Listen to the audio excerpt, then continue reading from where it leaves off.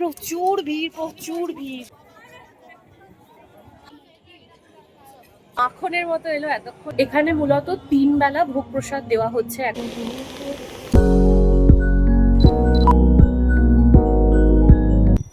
নমস্কার, high, hello, নমস্তে। আমি Antara Mondal. Welcome back to my channel. This is uncut Antara. কেমন আছো তোমরা সবাই? Welcome to my new blog আর গুড মর্নিং এভরিওয়ান। আজ আমি যাচ্ছি ঘুরতে। So welcome to my new travel blog. আমি যাচ্ছি দীঘা। তো সঙ্গে নিয়ে যাবো তোমাদের। সকাল সকাল ব্লগটা স্টার্ট করে দিয়েছি। এখন বাজছে এই ভোর 5:30। উঠেছি বেশ খানিকক্ষণ আগে, ফ্রেশ ট্রেশ হয়ে নিয়েছি। আমি তো চোখই খুলতে পারছিলাম না, মানে অনেক অনেক দিন পর আবার এতটা ভোরে উঠেছি। তো আমার শরীরটা একটু খারাপ খারাপ, ওই জন্য একটু এনার্জিটা ডাউন, বাট চার্জ আপ হয়ে যাচ্ছি। ঘুরতে যাচ্ছি বলে কথা। এতদিন পর আমরা 1 নয়, 2 নয়, 3 নয়, 4 দিনের জন্য যাচ্ছি দীঘা ঘুরতে। আর ফার্স্ট টাইম এবার কলকাতা টু দীঘা যাচ্ছি বাসে। তো সবটা তোমাদের সাথে শেয়ার করবো। তো চলো ব্লগটা দেখতে থাকো। মাও এখানে পুরো রেডি হয়ে গেছে, একটু ঠাকুর প্রণাম করে নিচ্ছে। আর এই হচ্ছে আমার ব্যাগ, আমার লাগেজ আর কি। এখানে আমি হ্যান্ড ব্যাগে সব ইম্পর্টেন্ট ডকুমেন্টসগুলো নিয়ে নিয়েছি। রেডি হয়ে গেছি, বাজছে এখন 6:30। বেরোবো আমরা এক্ষুনি। এই হচ্ছে আজ আমার আউটফিট, খুব সিম্পল, টপ আর জিন্স। আর এই ব্যাগটা নিয়েছি সাথে, এর মধ্যে প্রচুর প্রচুর জিনিস আছে। সব ভ্লগিংয়ের জিনিসপত্র আছে, ইম্পর্টেন্ট ডকুমেন্টস সব আছে, সব নিয়ে নিয়েছি। তো চলো। এই হলো আজকে টোটাল লাগেজ, আর এর সাথে আমার হ্যান্ডব্যাগটা থাকছে। মা বাবা দুজনেই রেডি হয়ে গেছে, বেরিয়ে পড়েছি আমরা। গরম হচ্ছে এই সকালেও। চলো। আরে কাগজ কাছেই আছে, এতক্ষণ পরে মনে পড়েছে তোমার? সুন্দর আম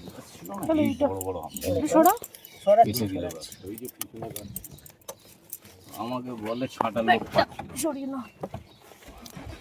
বলেছে 3-4 দিন, আমাকে কোনোদিন বলে এই বড় একা।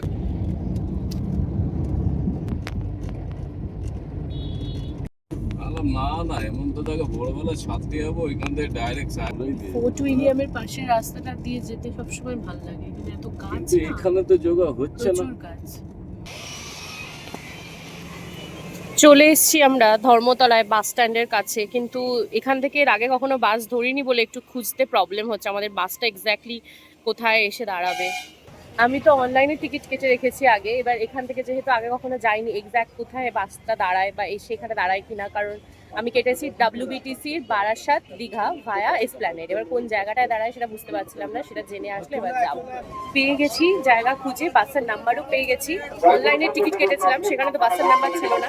এখানে যে টিকিট কাটার গুমটিটা আছে সেখানে গিয়ে জিজ্ঞাসা করলাম বাসের টাইমিং বলতে, ওনারা নাম্বারটা দিয়ে দিলেন। তো এখন আমরা দাঁড়িয়ে আছি। এই হচ্ছে ধর্মতলার বাসের গুমটি। এখানে তো সব সরকারি বাসের টিকিট পাওয়া যায়। আর এই হলো আমাদের আজকের বাস, আর এই হলো আমাদের বাস বারাসাত দীঘা ভায়া এসপ্ল্যানেড। এই যে আমরা সিট নাম্বার দেখে দেখে চলে এসেছি, 17, 18 আর বাবারটা 21। অনলাইনে টিকিট কাটলে এই একটা সুবিধা, নিজের পছন্দ মতো বাঁদিকের উইন্ডো সিট বুক করেছি। আমাদের একটা ব্যাগ এখানে আছে, বাকি ব্যাগ দুটো নিচে ব্যাগ গাড়ির পেটে ঢুকিয়ে দিয়েছে। ছাড়লো দুঃখা দুঃখা। হ্যাঁ ঠিক আছে। এই যে আমার মাথার উপরের ভেন্টটা দিয়ে খুব জোরসে হাওয়া আসছে, আর ওটা সরানো যাচ্ছে না, ওই জন্য একটুখানি কাগজ গুঁজে দিল যাতে আমার মাথায় হাওয়া না লাগে। আমার তো ভীষণ নাক বন্ধ, সর্দি। হ্যাঁ হ্যাঁ ঠিক আছে। আমাদের বাস ছাড়ার কথা 7:55, কিন্তু এখন বাজে, এটা 10 মিনিট ফাস্ট ঘড়ি, 8:10 বাজে, কিন্তু এখনো ছাড়েনি। এখানটায় জ্যাম বলে। বাসটা কিন্তু বেশ ভালোই, মানে কন্ডিশন বেশ ভালো, আর সিট ফিটগুলো বেশ ঠিকঠাক। আর প্রত্যেকটা সিটে এরকম হ্যান্ড রেস্ট আছে। এই যে ডান দিকে একটা আছে, বাদিকে একটা আছে। 8:15 বাজে, ফাইনালি এবার ছাড়লো।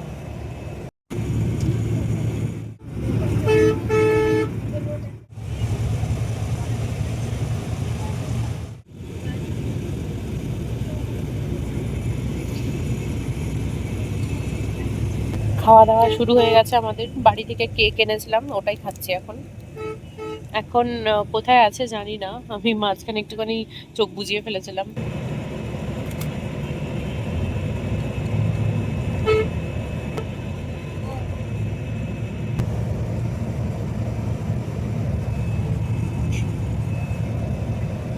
চলে এসেছি আমাদের হল্টিং স্টেশনে। এটা হচ্ছে কোলাঘাটের কাছে একটা ধাবার কাছে এসে দাঁড়িয়েছে। এখানে অনেক খাওয়ার জায়গা আছে। এই যে এইটা হচ্ছে আমাদের বাস। বাসটা তো মাখনের মতো এলো এতক্ষণ, মানে বুঝতেই পারিনি মানে কি করে টাইমটা কেটে গেল। এখন বাজে 9:40। তো এখানে এখন খাওয়া দাওয়া করবো চটপট, 15 মিনিটস মতো টাইম আছে।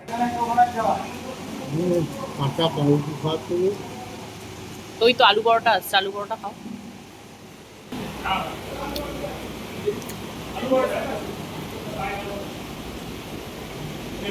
আলু পরোটা দেবে।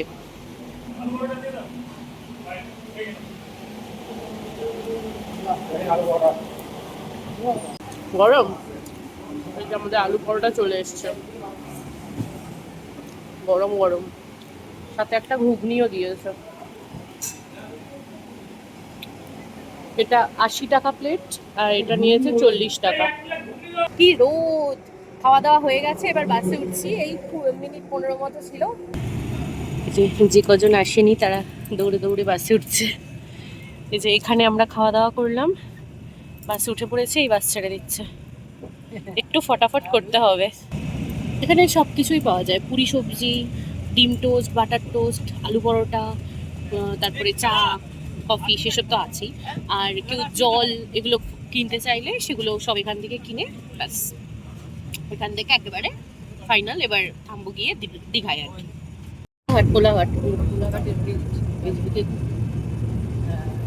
কোলাঘাট ক্রস করছি আমরা এখন। ওই দেখো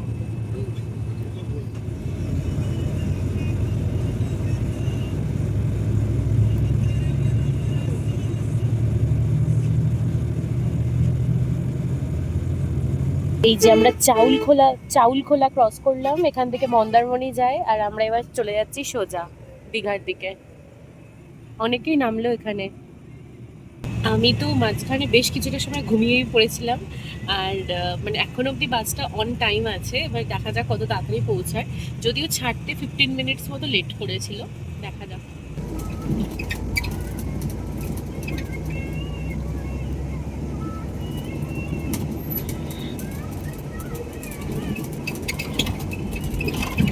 চলেই এসছি আমরা, আর 2 থেকে 3 মিনিট মতো বাকি আছে। সমুদ্রও দেখতে পেয়ে গেছি।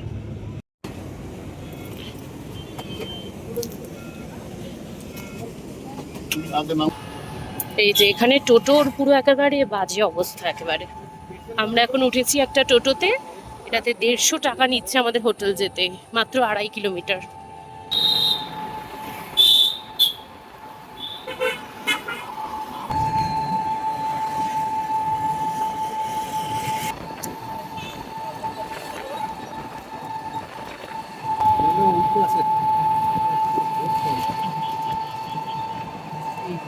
হ্যাঁ,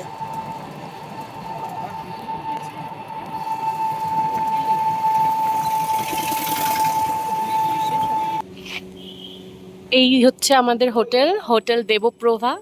এসে গেছি, ভেতরে চলে গেছে। এই হচ্ছে আমাদের রুম, এই হচ্ছে টিভি, আর এখানে একটা ছোট্ট ব্যালকনি আছে।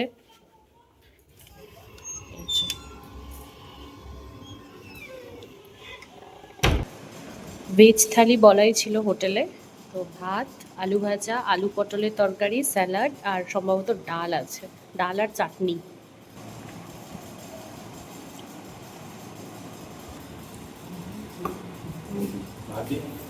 হ্যাঁ দাদা, একটু ছিল। 2 hours later. এখন বাজে 5:30 মতো, রেডি হয়ে গেছি। এসে লাঞ্চ করে এসে অনেকক্ষণ রেস্ট নিয়েছি, কারণ সকাল থেকে এসে যদিও জার্নিটা ভীষণই স্মুথ ছিল, মানে তাও এতক্ষণ বসে এসে তারপর খাওয়া দাওয়া করে স্নান টান করে একদম ভালো করে রেস্ট নিয়ে এখন রেডি হয়ে গেছি। এখন যাব প্রথমে জগন্নাথ মন্দিরে, কারণ যেতে যেতে মোটামুটি একটু সন্ধে হয়ে যাবে। আর জগন্নাথ মন্দিরটা সন্ধেবেলায় আলোতে তো দুর্দান্ত লাগে, তো সেটা আগে দেখবো, তারপরে দেখি কোথায় যাবো। আজকে পরেছি এই শর্ট কুর্তিটা, এটা আমি মিশো থেকে নিয়েছিলাম। তো এটার লিঙ্ক তোমরা যদি চাও তো আমি ডেসক্রিপশন বক্সে অ্যাটাচ করে দিচ্ছি, দেখতে পারো। বেরিয়েই দেখলাম যে ওই পাশে সানসেট হচ্ছে, তো এখন ভাবছি যে কোথায় যাব, যে আগে একটু সমুদ্রের পাড়ে যাব। আমরা তো আছি নিউ দীঘায়, তো ভাবছি ওদিকে যাব নাকি সোজা জগন্নাথ মন্দিরে যাব, ওটাই একটু ভাবছি। আর এই কুর্তিটা পরে আমার দারুণ লাগছে, নিজেকে বেশ ভালো লাগছে। এই যে বিশাল হাওয়া দিচ্ছে, আমরা চলে এসেছি হেঁটে হেঁটে সমুদ্রের পাড়ে। প্রায় 1 কিলোমিটারের কাছাকাছি হাঁটলাম। অটো টোটো করেও আসা যেত, কিন্তু ভিতর দিয়ে হেঁটে হেঁটে আসলাম, বেশ ভালো লাগলো। সন্ধে হয়ে গেছে, মানে সানসেটটা হয়েই গেছে এখন। ভেবেছিলাম আর একটু আগে চলে আসতে পারবো। আর প্রচুর ভিড়, প্রচুর ভিড়।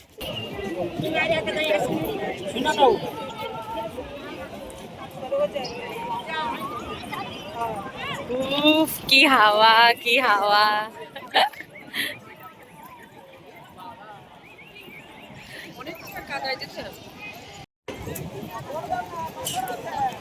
ওই দিকটায় বেশ ফাঁকা ফাঁকা আছে, ওই সব দিকে যেতে হবে।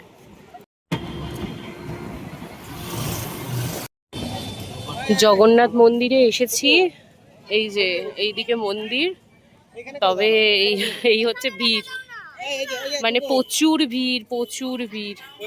এই যে বাবা যাচ্ছে এখন জুতো জমা রাখতে, ওই একটা ব্যাগ দিয়েছে, এই যে জুতো খুলে নিয়েছি। বাবা যাচ্ছে এখন জুতো জমা রাখতে, টোকেন দেবে, ওই টোকেনটা নিয়ে যাব। মন্দিরের বাইরে থেকে এখান থেকে নিয়ে নিলাম, এগুলো 50 টাকা, আর এইটা হচ্ছে 100 টাকা, এটাও ভালোই। আর একটা খাজাও আছে 50 টাকা, তো আমরা এটা একটা নিয়েছি। এই যে এবার যাচ্ছি ভিতরে, এই যে আলো জ্বলে গেছে, খালি পায়ে। ছেলেদের মেয়েদের লাইন আলাদা। মা এই পাশে এসো, এটা মেয়েদের লাইন, এটা ছেলেদের লাইন।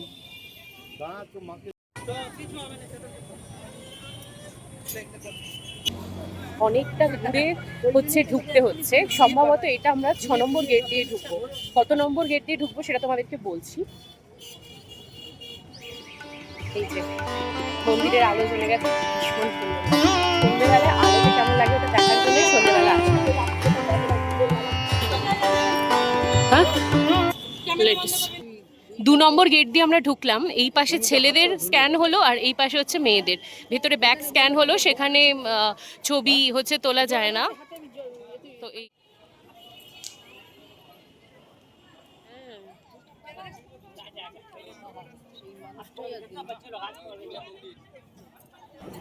আমরা এখন ওই প্রবেশদ্বার থেকে হেঁটে হেঁটে আসছি, আস্তে আস্তে বারবার দাঁড়াচ্ছি, ছবি তুলছি, এত সুন্দর লাগছে। সন্ধ্যেবেলা ভীষণ সুন্দর লাগছে, তবে সকালবেলা এখানে আসাটা খুব কষ্টকর হবে, কারণ পুরো রোদ্দুর থাকবে, আর চাকালটা এত গরম হয়ে যাবে। ফ্যান পাতা আছে, আর ঢোকার পরে কিন্তু ওখানে পা দেওয়ার জন্য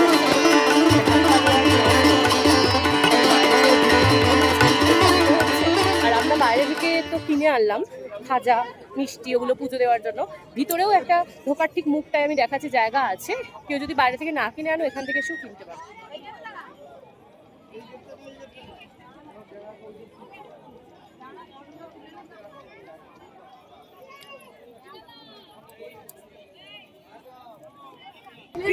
এইবারে আমরা মন্দিরের ভিতরে প্রবেশ করছি, আর 3টে মন্দির পেরিয়ে তো মূল মন্দিরে ঢোকা যাবে।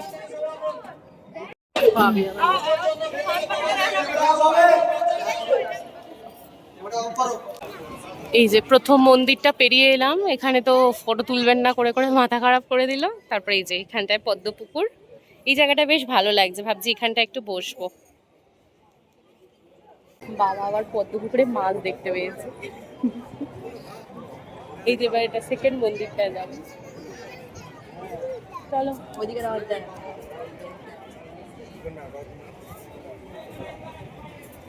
হাওয়াটা দিচ্ছে কিন্তু একটু ঘাম যাচ্ছে না, গরম লাগছে সমানে। জায়গাটা কিন্তু প্রচুর বড়, প্রচুর প্রচুর বড়। এই যে এইটা হচ্ছে দ্বিতীয় মন্দিরটা, এটা পেরোলেই মূল মন্দির।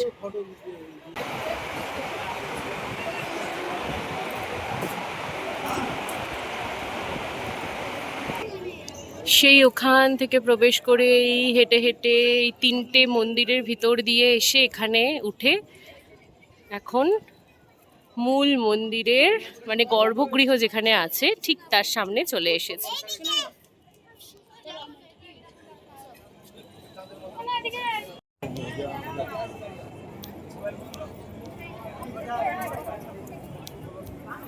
কি অপূর্ব কাজগুলো গায়ের।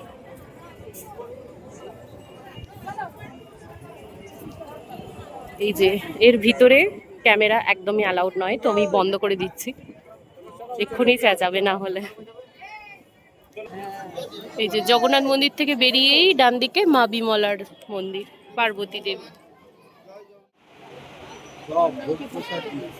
কোথায়? মূল মন্দির থেকে বেরিয়ে এই পরের মন্দিরটা এসে এই প্রসাদ পেলাম। এগুলো সবার জন্য, মানে ফ্রি আর কি। গজা, এই যে আমরা এখন গজা খাচ্ছি। হ্যাঁ, গরম।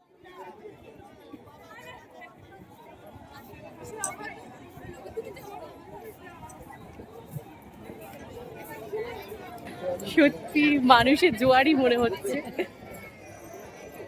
ভিড় থাকবে সেটা এক্সপেক্ট করেইছিলাম, খুব স্বাভাবিক ব্যাপার, কিন্তু এত থাকবে বুঝতে পারি। খুব সুন্দর সুন্দর কিছু ছবি তুললাম, কয়েকটা ছোট ছোট ভিডিও করলাম। খুব খুব ভালো লেগেছে মন্দিরটা ঘুরে। এখানে হচ্ছে সন্ধেবেলা ভোগ প্রসাদের ব্যাপারটা তোমাদেরকে একটু বলে দিচ্ছি, একটু পরে একটু ফাঁকা জায়গাতে গিয়ে বলে দিচ্ছি। সামনেই তো কয়েকদিন পরেই রথ, তো রথের জন্য অলরেডি এখানে প্যান্ডেল করা শুরু হয়ে গেছে।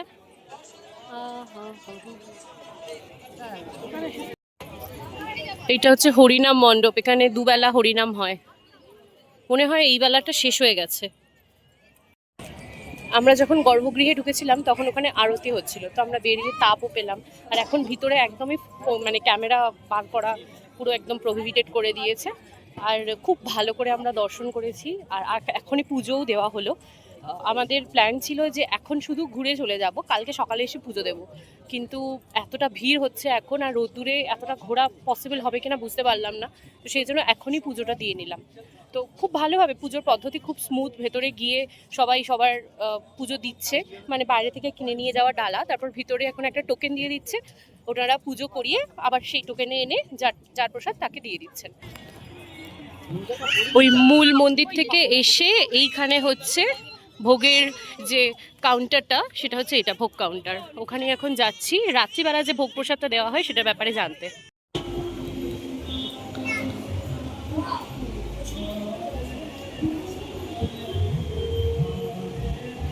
এখানে রাত্রিবেলা যে মহাপ্রসাদের ব্যাপারটা আছে সেটা জানতে একটু এসেছিলাম, কিন্তু কুপন এখন আর পাওয়া যাবে না, ভেবেই ছিলাম। অনেকটা দেরি হয়ে গেছে, 7:30 বেজে গেছে, 6টার মধ্যে কাটতে হতো কুপনটা।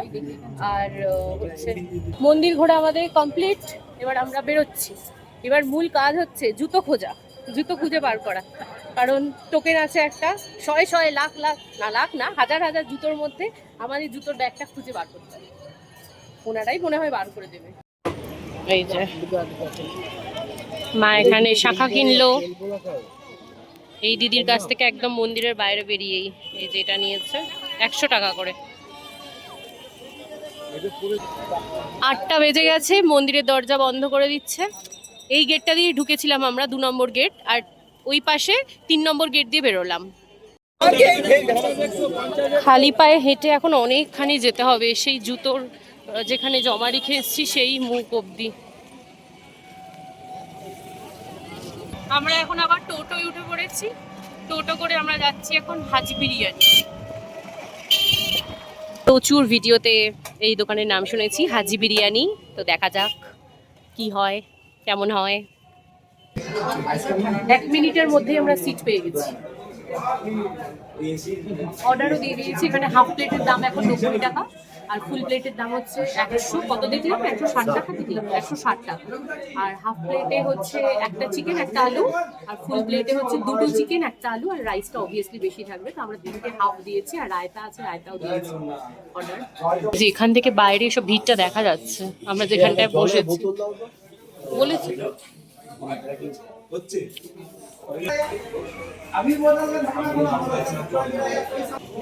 খাওয়া দাওয়া হয়ে গেছে, বেরিয়েছি, আর বাইরে ভিড়টা দেখো, কত ভিড় কত ভিড়। হাজি বিরিয়ানির এক্সপিরিয়েন্স কেমন সেটা হচ্ছে, ওদের ওখানে সবই তো কাগজের থালায়, কাগজের গ্লাসে জল, কাগজের তো প্লাস্টিকের চামচ, এগুলো সব আছে, এরকম মানে ইয়েতে খেতে দিয়েছে। আর খুব নর্মাল একটা বিরিয়ানি, খুব মানে অল্প দামে আর কি, কোনো সেরকম কিছু আহামরি কিছু না, জাস্ট খাওয়ার দরকার খেলাম এরকম। চিকেনটা খুবই ছোট ছোট পিস, 90 টাকায়।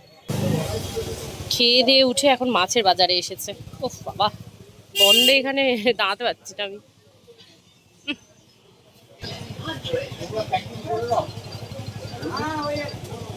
খেয়ে দিয়ে এখন মাছের বাজারে এসেছি। হাজি বিরিয়ানির পাশেই হচ্ছে বিশাল বাজার, ওইখানে।